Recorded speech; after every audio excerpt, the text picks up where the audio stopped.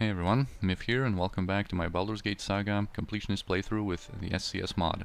So of course we're right after that fight with Simeon and his party, where we managed to defeat them and also dispose of Dorn. So we killed two blackguards in one fight, I guess. Anyway, let's loot these guys. This is the corpse of the mage. She had quite a few scrolls, most notably the minor Globe of Invulnerability scroll. Other than that... Oh, and also Domination, I think there was there. A Potion of Defense. This priest here has an Elven Chain Mail, which is a new addition to the enhanced, or from the enhanced edition. There was no such item in the classic Baldur's Gate 1, but it doesn't really matter. The robe of the Archmagi is better if you want to use it for fighter mages. It allows the casting of spells, although it is a chainmail, and it can also be worn by thieves, but it bestows some penalties to their skills. It's nothing special. I'm going to sell it. But this is basically what we came here for. Simeon's loot, this is basically the thing. This bastard sword, once we identify it, you'll see that will be able to cast a very useful spell in SCS from it. That's basically what I wanted. That's why I went through all this trouble with Dorn. Then there's another copy of this belt that Yeslik has, the Golden Girdle, that gives you a +3 armor class bonus versus slashing attacks. So Kira and I guess can wear it for now. And there's just the plate armor +1 that we're going to sell. And here is Dorn's corpse. We don't really want anything from that. Alright, now there is this Kiven encounter, or the encounter from the NPC Project, that happens when you have Kiven in your party. Fools to cross my path. And I think it starts out pretty nicely, but the person who wrote this just doesn't know when to stop. You know, it just goes on and on and on, and some of Kiven's responses are just weird. So she asks for Kiven. And here, this is, like, you can immediately see that she's evil, and she deserves nothing more than, you know, a sword to the face. Yeah, and after this line, Kiven should just already attack her. Like, I don't know what's going on here. This is going to go for, like, you know, many more lines. Yeah, but apparently she has Kiven's bow that was, you know, taken from him, I guess, on that day, where they were like captured by Tazok and bandits and, you know, tortured and all that Kiven explained earlier. It is a sweet weapon. Oh, no it isn't. You will see that at this point, like, I don't really know what the point is of giving him this bow, aside from, you know, the role-playing flavor of this whole thing. But this bow is extremely weak at this point. You have to remember that this encounter is only available after you get access to Baldur's Gate City, after you can get across this bridge. So, you know, you're after the bandit camp, you have the longbow of marksmanship, you're after Cloakwood. After all this, you can buy the composite longbow +1 from Feldepost Inn, and here they are going to give you like this really weak bow. Yeah, so there's a story with that bow, of course. She calls her Oathbreaker because she's supposed to be a ranger that kind of fell and became evil. Yeah. She didn't take the ranger's vows seriously. So yeah, this goes on. That this is still like okay, but you know, at this point she has revealed herself to be like this really evil, obnoxious person. We should be fighting her already.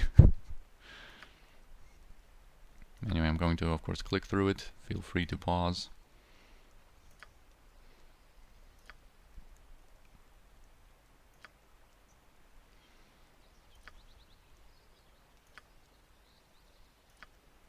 And she reveals that Tazok is not dead anymore. Tazok was brought to life, even though we chunked him. So he should be permanently dead, but, you know. Well, let's not get into details.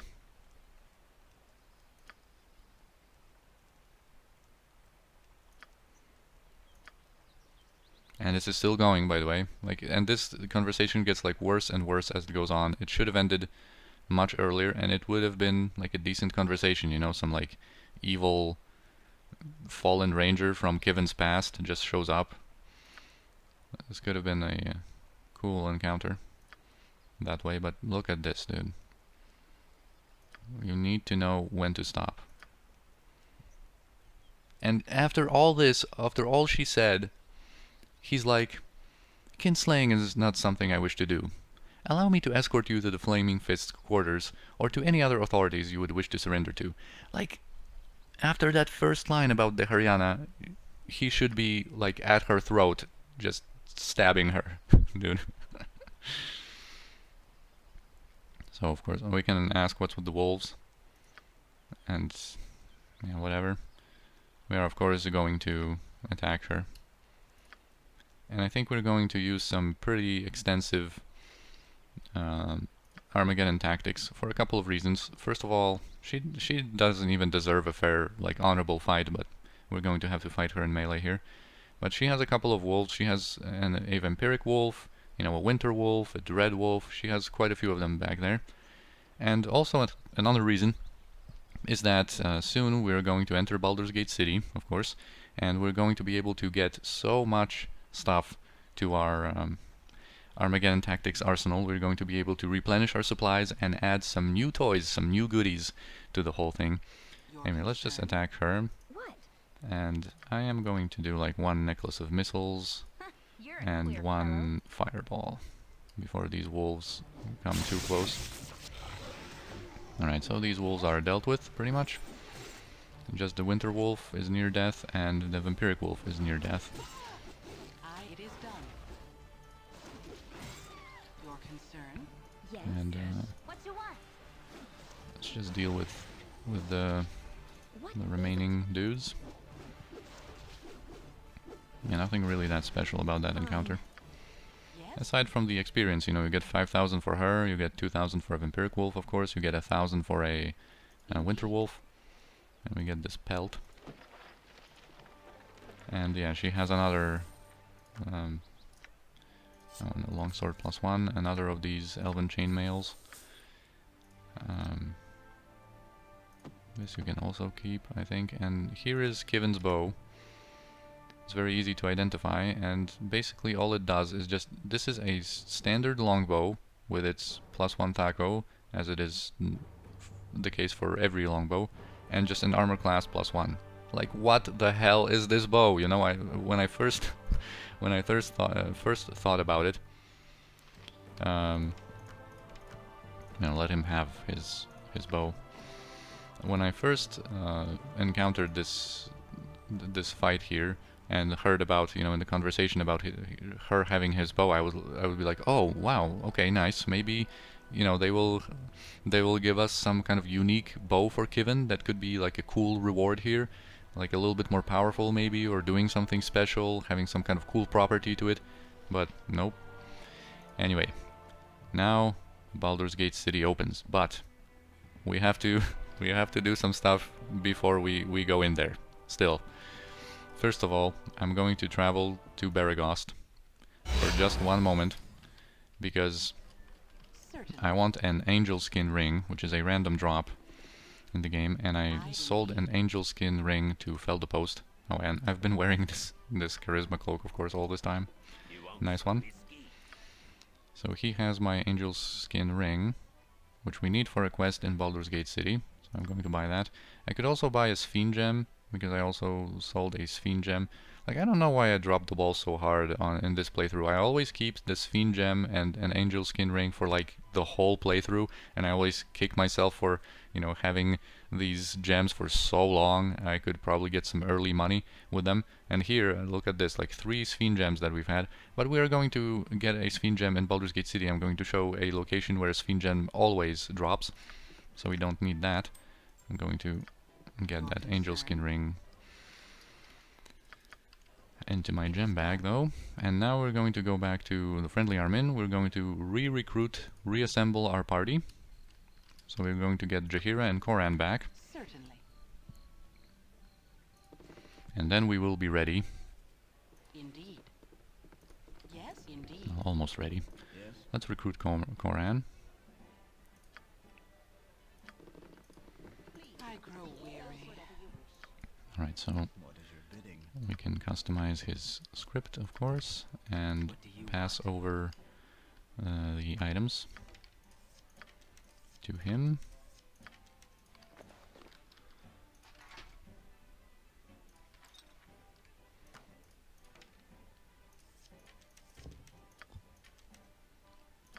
And that's pretty much it. Kevin can keep his unique items given to him by the NPC project. Yeah, now we're going to remove Kevin. Don't bother me. Oh yeah, and also now that Baldur's Gate City is unlocked, well technically we, unlocked the area, you can also specify a meeting spot for them to go in Baldur's Gate City itself. But let's just have him in the friendly army, just like he was before. Now we can also re-recruit Jaheira. Servant awaits.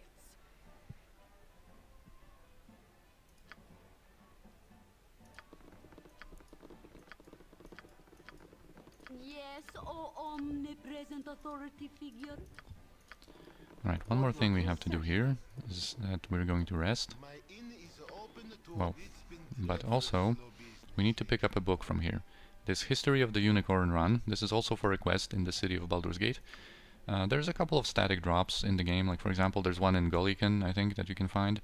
But I always get my copy here pretty much while traveling north. Once I unlock Baldur's Gate City, I just pick one up here and I'm ready. There's basically an elven bard in Baldur's Gate called Rini, and she's trying to compose a tale about that unicorn run business. Just sell some gems to this guy. Why remember about it? Oh yeah, we can sell some stuff to him. Oh no, Yeslik is going to hold on to that. Yeah, halberds, spears, this battle axe, these elven chainmails are going to fetch some pretty penny. Now she actually has another Morningstar +1. Alright, this is not too important to do this management now. Now let's level up our Kensai girls.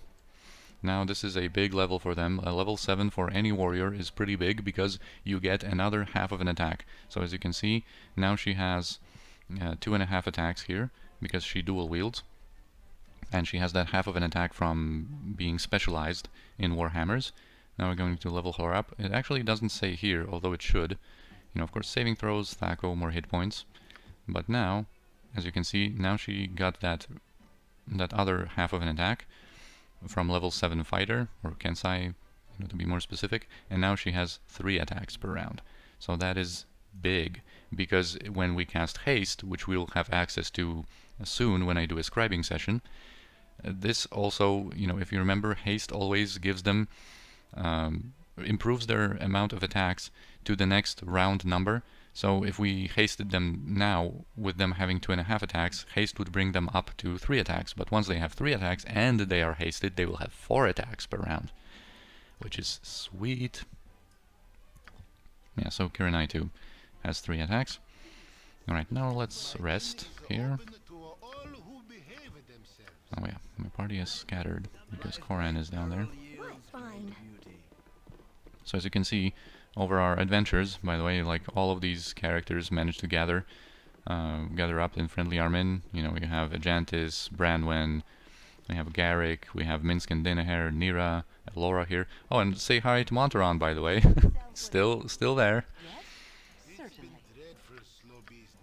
Tonight you dream of blood. Not of blood on a blade or the blood on your hands, but an ichor that runs as a torrent through the realms. A flood that pours across the fields and forests. An ocean that floats you to the world's edge and threatens to cascade off into the void. This blood seems a frightening thing. A massive force that sweeps away all resistance. As a whole, it is a monster and it cannot be stopped. Were it to be viewed from on high, it would seem to cover the entire world in its red-black embrace. You, however, do not have such a lofty perch. From within the deluge you can see it does not move as one, but is filled with currents, eddies, and undertows. Pockets of calm afford breathing space, whilst violent whirlpools threaten to rend limb from limb. Ultimately, it seems undirected and lacks a driving will, a quality you have in abundance. You may be caught within, but sufficient determination can shape what you need to survive. There are still options open, still choices to be made. As the tide presses forward, you steer as you wish, atop a ship called Persistence, and under sails made of resolve. A sudden and deliberate wave puts an end to your course, and to the dream. It would seem that the flood does have some will, and took offense to your enjoying the ride.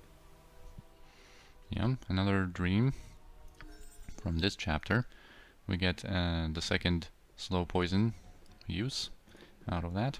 I am here. Alright, and now we are ready to journey north.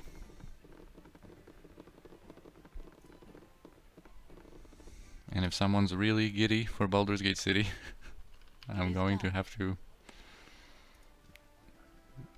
tell you about one last, and I promise this is the last stop. We're going to visit this farm before we go into the city of Baldur's Gate. It's basically like a zombie farm. There's just only one quest here, is to get rid of all of the zombies that have been attacking this farm. There's going to be a farmer further up north. Yes. Fine. Alright, so Kira and I ran out of her throwing daggers, and I think now, since we have access to Baldur's Gate City, you know, it's she's level 7. You know, we've been able to like complete a lot of the game. Now I guess we can allow ourselves to use that boomerang dagger +2. So she becomes an even like greater attacker with it. Actually, let's just have our party explore this way, and Senashira is going to solo this way. Certainly. Yes, you've attacked. I am here, indeed. So yeah, just a quick cleanup in this area. Concern, it is done. You've attacked. What now? As you direct. Yes, certainly. By your this is good as done. I am indeed. There's going to be this farmer Werrick or something like that, Wenrick. Your concern. And also there's a notable item in his house. Let's just fix the combat music I indeed. and talk to him. Yeah, zombies or something. Yeah, all of us has been going for a week now without sleep. We've counted 20 zombies or so, so keep track as I kill them. Yes. Yeah, first, since we're here, let's just go inside. Yeah. Great peril yields great beauty. I certainly. Great Your peril indeed. yields great And beauty. he's going to have a cloak of protection +1 here. There it is. Also peril necklace. Yes, And I'm still wearing this cloak. Jeez. certainly. I certainly. Now exploring areas with these boots of speed Your concern. is so much more fun, Yes, indeed. isn't it? Just being able to quickly like I am uncover certainly. all this terrain. This should be the last group of zombies, or maybe there's one little more like along the coast here, but this should basically be it. A simple matter. Yes, certainly. Your concern. Yeah, this should be probably the last one. Yes, My certainly. blade will cut you down to size. I am here. Your Right. concern. I think this should be it. The whole farm area. It's not really, you know, like a full area even. Certainly. Hello, pal. Alright. That's been real generous of you. I Alright, am so here. 800 experience and 150 gold. Alright, now we are ready to go and enter Baldur's Gate City.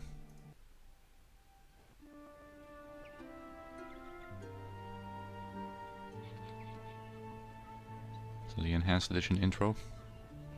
It's different from the classic ones. Oh, there, wanderer. Stay thy course a moment to indulge an old man. So here comes Elminster again. But yes, like, I love this one too. Ah, the city of Balduran's Gate. About as bustling a city as you get hereabouts. And somewhere within, Rieltar waits for me hammer. 'Tis good.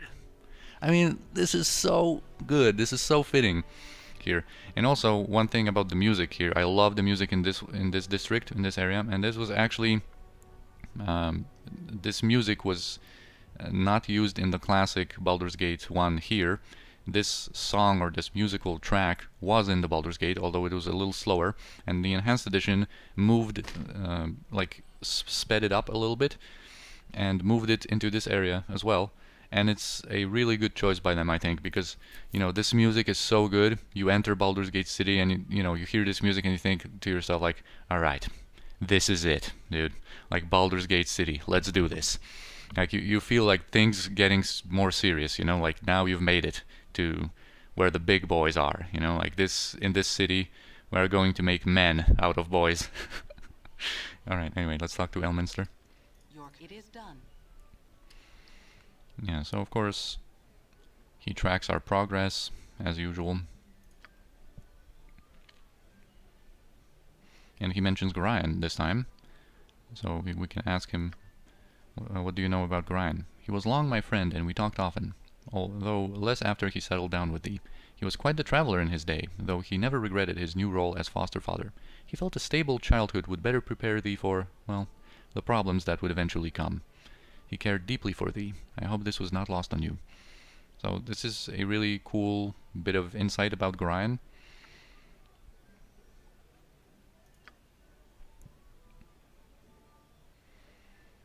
Yeah, again, he says about our bad blood. So dropping some hints about something ominous about our origins. Hungry blood within thee as well. Right, I know little of what is to come, but I will do what is best. And yeah, of course, he also says about Scar and Duke Elton that you can... basically the first and second in command of the Flaming Fist, and Duke Elton is also one of the Grand Dukes, that they are, you know, a good sort, and you can trust them and believe what they say. Fare thee well. Yes? Alright, so we have... Life is adventure or nothing. We have, yeah, some characters added by the NPC project. Of course, they have these initial kind of reaction to us entering the city. I'm just gonna get these 17 gold from this barrel, dude. Can't miss out on that. So anyway, there's a lot of commoners that you can talk to and stuff like that to get different rumors and whatnot. This shop, Lucky Elo's discount store, I just wanted to show it. There's nothing really like useful here aside from potions of perception, but it's kind of a unique store, so let's just take a look. My prices are the best south of Waterloo. Yeah, welcome to Lucky Elo's, where the prices are so low there's gotta be something wrong. And it is, indeed, there is something wrong. Nobody sells it lower than me, because nobody buys it cheaper. If you can find a price lower than mine this side of Kalimshan, the item will probably kill you. Yeah, so, again, NPC project here. Yeah, Goran. You know, hints at the goods not being really what they seem to be. So yeah, every item except these potions of perception, which is, he's a really good source for them, actually. He has 4 of them. So all of these scrolls are cursed. All of these potions are, of course, the bad version of potions. And Enhanced Edition also adds like 2 cursed items here. This sword is a gold digger. This is a 2-handed sword that gives you +1 attack and +4 damage, but every swing you make, I think successful swing or maybe even every swing, just drains 10 gold from you. And this staff is the Ossifier, and it casts Barkskin on target. But, you know, you could think of a use for that, especially since you can buy it for like, you know, 7 gold. If it wasn't for the fact that you can only remove it with a remove curse spell, so it's not, you know, it's not useful in the fact that you could just use it on your own guys. You know, hit everyone once to apply Barkskin to them. There's a couple of different like inns and taverns. There's nothing really in this one, but just, you know, showing the interiors. You have some gambling tables. You have some, you know, drinks and stuff. Certainly. So those are unique looking taverns in Baldur's Gate. Now here is going to be a shop of silence. It is done. Silence is this uniquely voiced lady. I think she won't mind if we take a look here. She has a potion of strength. Yeah, this 18 strength potion. Might make some use out of that. Anyway, once we talk to her. Be ye friend or be ye dead? Yeah, so she has a little place here where she accepts different people to rest and also sells some stuff. And she has some pretty good stuff, like another cloak of protection, some darts of stunning, potions of master thievery, actually has 10 of them in stock, and some unique bullets. But also, while she's notable, she is one of the 3 fences in the game. So we can actually sell this Baloth's Robe of the Evil Archmagi to her, and she will take it. So another 10,000 gold for us. Your concern? We Certainly. might be back later. Now let's at least, you know, clear out this district in this episode. There's quite a few things to do here. I'm going to just unlock the district south of here. There's 9 districts in Baldur's Gate. Indeed. Alright, so we have that one. Here is the Elf Song Tavern. We're going to this main kind of building here. We're going to visit that in a second. Just teleport our guys here so we can uncover the central district. It is done. Here, I've like done these had houses have some minor treasures. Yes, certainly. Indeed. Yeah, there's some kids here. Indeed. That will call the guards, of course, but you know, you can get some minor stuff here. I'm not going to be, you know, visiting all of these houses for the purposes of getting some treasures, but of course, you know, if you play alone and you don't mind, you know, putting a little bit of time into it, you can find some gems, some gold, and stuff like that. Here's Sorcerer's Sundries. This is pretty much the best shop in the game. We're going to visit that in a second. You know what, since we are here, I'm going to do this quest here, because as you can see, these grates, these are entrances to the sewers. There's a whole sewer system beneath the city, with a couple of areas of sewers that we are going to explore later. But right now, this entrance here, and there's also one entrance to the east in this district that brings you right where you need to be for a certain quest. Yes? And I'm going to do it for a couple of reasons now. First of all, you know, we are here, so we might as well do it already. Because we don't have this quest yet, but we will, you know, want to do it anyway. And I am certainly. you know, this grate will bring us exactly where we need to be. And yeah, we can just do it right now. Because basically there's going to be a quest later on with like people disappearing apparently into the sewers, and something's been, you know, happening. Yes, oh. And Yes? I'm going to give these boots to Kiranai so she can get to this ogre mage quickly. And yeah, it turns out that this ogre mage set himself up here with a plan similar to the ogre mage at Firewine Bridge ruins, to, you know, like kidnap some people, feed his Karen crawlers, and, you know, get some goodies. My pets, kill these intruders. So let's give him the chance to have his pre-buffs applied. Alright, there they go. And let's just mess him up. Whoa! That was quick. Actually, through all of his mirror images, we just managed to get 2 good hits in, and he's no more. You've a task? Your life shall be mine. Yes, certainly. Alright, Kiranai unfortunately got held. Life is adventure or yes? My blade will cut you down to size. Because she didn't have any armor class buffs. And unfortunately they got her. And that is really unfortunate because I placed these boots of speed on her. And in the meantime I wanted to show you that these here sewers can have some